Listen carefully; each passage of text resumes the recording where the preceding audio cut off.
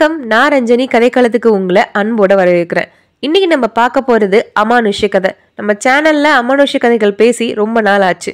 அதனாலதான் இன்னைக்கு உங்க எல்லாருக்கும் ஒரு திகில் கதையை கொண்டு வந்திருக்கேன். அமெரிக்காவில உண்மையா நடந்த ஒரு அமானுஷ்ய கதை. அதுல சுவாரஸ்யத்துக்காக சின்ன சின்ன மாற்றங்களை ஏற்படுத்தி உங்களுக்கு கொண்டு வந்திருக்கேன். கதையோட பேரு உத்தரவின்றி உள்ளேவா. கதைக்குள்ள பயணிப்போமா? அமெரிக்காவை சேர்ந்த தம்பதிகள் எட்வர்ட், டெப்ரா. இவங்களுக்கு 2 பசங்க. முதல் குழந்தை ஆலிஸ், 2வது குழந்தை பேரு ஜேம்ஸ். எட்வர்டுக்கும் டெப்ராவுக்கும் ரொம்ப நாளா ஒரு பெரிய வீடா வாங்கணும் அப்படின்ற ஆசை இருந்துச்சு. அந்த ஆசைக்காகவே கொஞ்சம் கொஞ்சமா பணம் சேர்த்து இப்ப ஓரளவுக்கு பணமும் சேர்த்து வச்சுட்டாங்க. நமக்கு ஏத்த ஒரு நல்ல வீடா பார்க்கலாம் அப்படின்னு வீடு தேட ஆரம்பிக்கிறாங்க. அப்பதான் எட்வர்டுக்கும் டெப்ராவுக்கும் இந்த வீட்டை பத்தின தகவல் வருது. வீட்டை போய் பாக்குறாங்க. ரொம்பவே பெரிய வீடு. பார்த்தோன்னே பிடிச்சு போயிடுச்சு. இவ்வளோ பெரிய வீட்டுக்கு பெரிய தொகை தான் கேட்பாங்க அப்படின்னு நினைச்சிட்டு இருக்காங்க. ஆனா வீட்டோட தொகை ரொம்பவே கம்மியா தான் இருந்துச்சு. இவங்களுக்கு இந்த தொகை ரொம்பவே ஆச்சரியமா இருந்தது. ஊரை விட்டு கொஞ்சம் தள்ளி ஒதுக்குப்புறமா இருக்கிறதுனாலதான் இந்த விலையா இருக்கும் அப்படின்னு நினைக்கிறாங்க.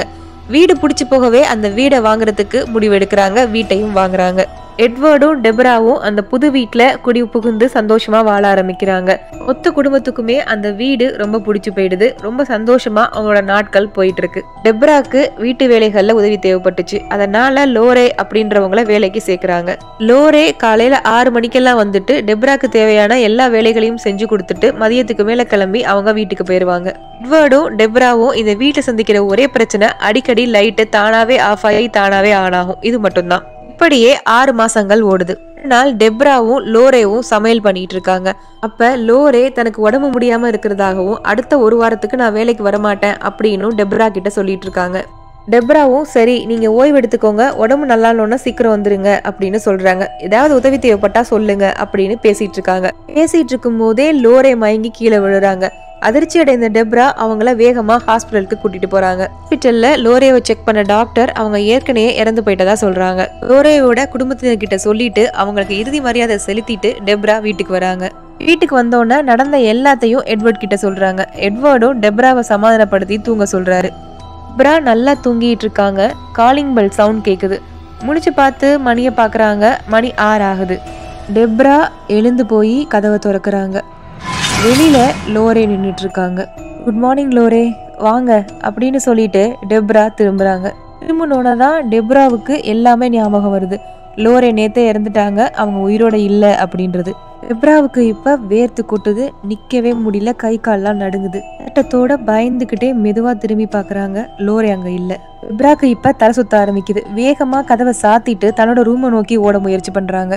அவ்வளவு வேகமா ஓடினாலும் தன்னோட ரூமை மட்டும் அவங்களால அடையவே முடியல. ரூம் போயிட்டே இருக்க மாதிரி அவங்களுக்கு இருக்கு. டெப்ராவுக்கு லோரே பயங்கரமா சிரிச்சுக்கிட்டு தன்னை துரத்தி வர மாதிரியே இருக்குது. எட்வர்ட் அப்படின்னு கத்திக்கிட்டே ரூம் வாசல்ல டெப்ரா மயங்கி விழுவுறாங்க.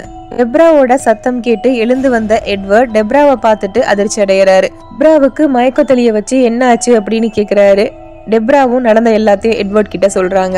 எட்வர்ட்க்கு டெப்ரா சொல்றது எல்லாம் நம்ப முடியாம தான் இருந்தது. ஏன்னா நேத்து லோரே தன்னோட கண் முன்னாடி இறந்து போனதை நினைச்சு டெப்ரா ரொம்பவே வருத்தப்பட்டு பேசிட்டு இருந்தாங்க. லோரேவோட நினைப்புல இருந்ததுனால டெப்ராவுக்கு அப்படி நடந்திருக்கலாம் அப்படின்னு எட்வர்ட் சொல்றாரு. டெப்ராவாலையும் எட்வர்ட் கிட்ட ஊர்ஜிதமா சொல்ல முடியல. ஏன்னா நடந்த விஷயம் அவங்களுக்கு கனவுல வந்த மாதிரி தான் இருந்தது. டெப்ரா குழப்பத்திலே இருந்தாங்க. நாள் டெப்ரா குழந்தை ஜேம்ஸை தூங்க வச்சுட்டு வெளில வராங்க. வந்த கொஞ்ச நேரத்துக்கெல்லாம் மறுபடியும் குழந்தை அழற சத்தம் கேக்குது. திருப்பியும் போய் பாக்குறாங்க. குழந்தை அழுதுட்டு இருந்தோன்னா திருப்பியும் சமாதானப்படுத்தி தூங்க வச்சுட்டு திருப்பியும் வெளில வராங்க. திருப்பி கொஞ்ச நேரத்துக்கெல்லாம் குழந்தை அழற சத்தம் கேக்குது. இப்பெல்லாம் கொஞ்ச நாளாவே குழந்தை ஜேம்ஸ் இரவுல சரியா தூங்குறதே கிடையாது. எட்வர்டும் டெப்ராவும் குழந்தை ஜேம்ஸ் தூங்க வச்சுட்டு அவங்க வீட்டு கார்டன்ல உட்காந்து பேசிட்டு இருந்தாங்க. அப்ப அவங்க வீட்டுக்கு பக்கத்து வீட்டுல உள்ள ஒரு பெண்மணி வந்து, ஏன் உங்க வீட்டுல குழந்தை இரவெல்லாம் அழுதுட்டே இருக்கு அப்படின்னு கேக்குறாங்க. அது மட்டும் இல்லாம குழந்தை ரூம்ல ஏன் இரவெல்லாம் லைட்டை ஆன்லயே வச்சிருக்கீங்க அப்படின்னு கேக்குறாங்க. அந்த பக்கத்து வீட்டு பெண்மணி கிட்ட, இல்ல கொஞ்ச நாளாவே குழந்தை ஜேம்ஸ் சரியா தூங்க மாட்டான் அப்படின்னு சொல்றாங்க டெப்ரா. நைட்ல லைட்டை ஆஃப் பண்ணி வைக்கிறதா வழக்கம், ஆஃப் பண்ணி தான் வச்சிருக்கேன் அப்படின்னு சொல்றாங்க டெப்ரா. இல்ல குழந்தை ரூம்ல இப்ப கூட லைட் எரியுது அப்படின்னு சொல்றாங்க பக்கத்து வீட்டு அம்மா. எட்வர்டும் டெப்ராவும் குழந்தையோட ரூம் இருக்கிற பக்கம் போய் பாக்குறாங்க. லைட் எரிஞ்சிட்டு தான் இருக்கு. லைட் ஆஃப் பண்ண மறந்துட்டேன் போல இருக்கு, நான் ஆஃப் பண்ணிடுறேன் அப்படின்னு சொல்லிட்டு டெப்ரா உள்ள போறாங்க. பக்கத்து வீட்டு அம்மாவும் சரி பாத்துக்கோங்க அப்படின்னு சொல்லிட்டு அவங்க வீட்டுக்கு போயிடுறாங்க. எட்வர்ட் டெப்ராவுக்காக வெயிட் பண்ணிட்டு இருக்காரு கார்டன்லயே. டெப்ரா போய் லைட் ஆஃப் பண்றாங்க. இதை எட்வர்ட் வெளியில இருந்து பாத்துட்டு தான் இருக்காரு.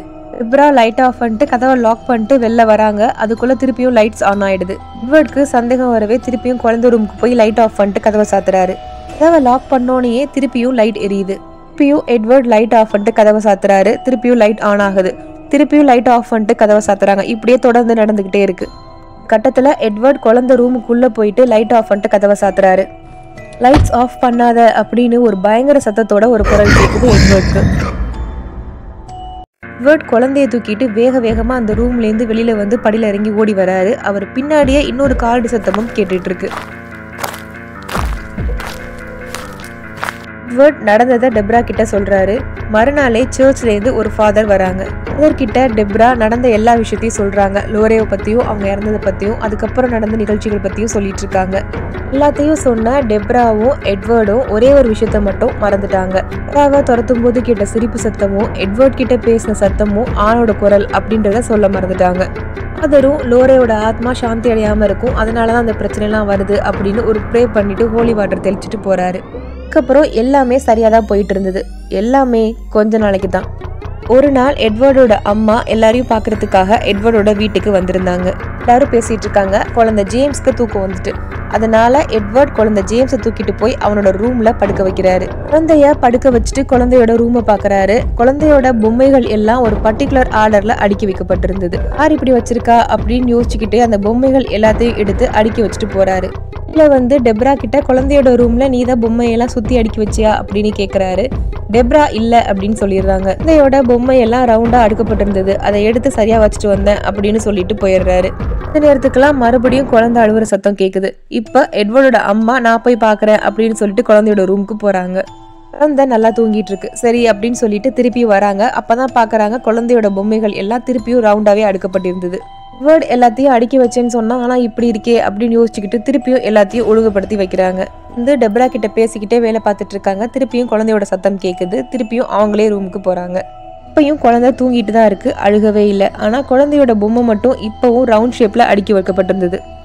குழந்தையோட பொம்மைகள் எல்லாத்தையும் திருப்பியும் ஒழுங்குபடுத்தி அடுக்கி வச்சுட்டு அங்கேயே உட்காந்துருக்காங்க. வீட்டில் மறுபடியும் ஏதோ தப்பா நடக்குது அப்படின்றது எட்வர்டோட அம்மாவுக்கு புரியுது. தன்னை சுத்தி வேற யாரோ ஒருத்தர் இருக்காங்க அப்படின்றதையும் புரிஞ்சுக்கிறாங்க. இந்த வீட்டில் நான் இருக்கிற வரையும் உன்னால ஒன்றும் பண்ண முடியாது அப்படின்னு சொல்றாங்க. எட்வர்டுக்கு கேட்ட அதே குரல் மறுபடியும் கேக்குது. வீட்டுல சுவர் ஓரத்துல மாட்டி வைக்கப்பட்டிருந்த கண்ணாடி எட்வர்டோட அம்மாவை நோக்கி வருது. அவங்க கையை வச்சு தடுக்கவே கீழே விழுந்து சுக்குநூறா உடையுது. தனக்கு தெரிஞ்ச பேய் ஆராய்ச்சியாளர் ஒருத்தருக்கு போன் பண்ணி பேசுறாங்க. இன்னைக்கு ஒரு நாள் மட்டும் சமாளிச்சுக்கோங்க, நாளைக்கு ஈவினிங் நான் வந்துடுறேன் அப்படின்னு அவர் சொல்றாரு. இப்ப நடந்த விஷயம் எட்வர்டுக்கும் டெப்ராக்கும் தெரிய வேணாம், நாளைக்கு ஈவினிங் வரையும் சமாளிச்சுக்கலாம் அப்படின்னு உடஞ்ச கண்ணாடி துகள்கள் எல்லாத்தையுமே சுத்தம் பண்றாங்க. கிச்சன்ல சமைச்சிட்டு இருக்காங்க. அப்ப குழந்தை ஆலிஸோட ரூம்ல இருந்து ஏதோ சத்தம் கேக்குது. ஆலிஸ் ரொம்ப சந்தோஷமா யார்கிட்டயோ பேசி விளையாண்டுட்டு இருக்க மாதிரி கேக்குது. டெப்ரா ஆலிஸ் கிட்ட என்ன பண்ணிட்டு இருக்க, யாரோட விளையாண்டுட்டு இருக்க அப்படின்னு கேக்குறாங்க. அதுக்கு குழந்தை ஆலிஸ் நான் ஆல்பர்ட் கூட விளையாண்டுட்டு இருக்கேன் அப்படின்னு சொல்லுது. டெப்ரா குழந்தை ஆலிஸ் கையில இருந்த பொம்மையை பார்த்துட்டு அந்த பொம்மைக்கு தான் ஆல்பர்ட்னு பேர் வச்சிருக்கா அப்படின்னு நினைக்கிறாங்க. ஓகே நீ விளையாடு அப்படின்னு சொல்லிட்டு திருப்பியும் போயிடுறாங்க. டெப்ரா ரூம்ல இருந்து கொஞ்சம் தள்ளி போயிட்டு இருக்கும் போதே திருப்பியும் ஆலிஸோட சத்தம் கேக்குது. ரொம்ப சந்தோஷமா அவங்க விளையாடுறாங்க. குழந்தை சந்தோஷமா பொம்மையோட விளையாண்டுட்டு இருக்கா அப்படின்னு நினைச்சிட்டு அவங்க போயிடுறாங்க. அவரோட அம்மா எட்வர்ட் கிட்ட மட்டும் குழந்தை ஜேம்ஸ் ரூம்ல நடந்த எல்லா விஷயத்தையும் சொல்றாங்க. இதுக்கு மேல விடக்கூடாது, இதுக்கு நாளைக்கே ஒரு முடிவு கட்டணும் அப்படின்னு சொல்றாரு. இன்னைக்கு நைட்டு எல்லாரும் சாப்பிட்டுட்டு இருக்காங்க. எட்வர்டுக்கு தண்ணி தாகம் எடுக்குது. ஃப்ரிட்ஜில் போய் தண்ணி எடுத்து குடிச்சிட்டு ஃப்ரிட்ஜை க்ளோஸ் பண்றாரு. க்ளோஸ் பண்ணோன்னு தான் பாக்குறாரு பக்கத்திலேயே ஒரு பையனோட உருவம் நின்று அவரை முறைச்சு பார்த்துட்டு இருக்கு. எட்வர்ட் ஷாக் ஆயிட்டாரு. ஒண்ணுமே புரியல. தூக்கி வாரி போட்டுட்டு அவருக்கு. டெப்ரா கிட்டையும் அவரோட அம்மா கிட்டையும் நான் இது மாதிரி ஒரு பையனை பார்த்தேன் அப்படின்னு சொல்றாரு. அந்த பையன் எப்படி இருந்தான் அப்படின்னு ரெண்டு பேருமே கேக்குறாங்க. எட்வர்டுக்கு நல்லாவே வரைய தெரியும். அதனால அந்த பையனோட முகத்தை வரைஞ்சு டெப்ரா கிட்டையும் அவரோட அம்மா கிட்டையும் காட்டுறாங்க. இதை ஆலிஸ் பார்த்துட்டு இது என்னோட ஃப்ரெண்ட் ஆல்பர்ட், இவனோட தான் நான் டெய்லி விளையாடுறேன் அப்படின்னு சொல்றாங்க. எல்லாரும் இதை கேட்டு ஷாக் ஆகுறாங்க. எங்க விளையாடுற, எப்ப விளையாடுவ அப்படின்னு கேக்குறாங்க. என்னோட ரூம்ல தான் விளையாடுவோம், இப்ப கூட ஆல்பர்ட் என் ரூம்ல தான் இருக்கான், சில சமயம் ஜேம்ஸோட ரூமுக்கும் போவோம் அப்படின்னு சொல்றாங்க. மொத்த ஃபேமிலியும் இது கேட்டு ஷாக் ஆகுறாங்க. இன்னைக்கு நைட்டு யாரும் எங்கேயும் போகாம எல்லாரும் ஒரே இடத்துலயே சேர்ந்துருக்காங்க. இந்த ஆலிஸை பொறுத்தவரையும் இங்க நடக்கிற எந்த விஷயமுமே அவங்களுக்கு புரியல. அவங்கள பொறுத்தவரையும் ஆல்பர்ட் அவங்களோட ஃப்ரெண்ட். எட்வர்டோட அம்மா கூப்பிட்டு இருந்த பேய் ஆராய்ச்சியாளர் ஒருத்தர் வராரு. அவர் ஒரு ஃபாதர், பேய் ஓட்டவும் தெரியும், பேய் ஆராய்ச்சியிலையும் ஈடுபட்டு இருக்காரு. அவர் வீடை ஃபுல்லா சுத்தி பார்த்துட்டு நடக்கிற எல்லா விஷயத்தையும் கேட்டு தெரிஞ்சுக்கிறாரு. அதுக்கப்புறம் எட்வர்ட் கிட்ட, இது அந்த டீமனோட வீடு, நீங்க தெரியாம இந்த வீட்டை வாங்கிட்டீங்க, எந்த பூஜை செஞ்சாலும் எல்லாமே கொஞ்ச காலத்துக்கு தான் இருக்கும், அதனால நீங்க வீட்டை மாத்திருங்க அப்படின்னு சொல்றாரு. பேய் ரொம்ப சக்தி வாய்ந்ததா இருக்கு, அதனால வீட்டை மாத்துறது தான் நல்லது அப்படின்னு சொல்றாரு. டெப்ராவும் வேற வழியே இல்லாம ஆசையா வாங்கின வீட்டை வித்துடலாம் அப்படின்னு முடிவு பண்றாங்க. இந்த பழைய வீட்டை வித்துட்டு சிட்டிக்குள்ள ஒரு புது வீடா நல்ல வீடா பார்த்து வாங்குறாங்க. அவங்களோட வாழ்க்கை மறுபடியும் சந்தோஷமா ஆரம்பிக்குது. ஒரு நாள் ஆலிஸோட ரூம்ல ஆலிஸோட பேச்சு சத்தமும் சிரிப்பு சத்தமும் கேக்குது.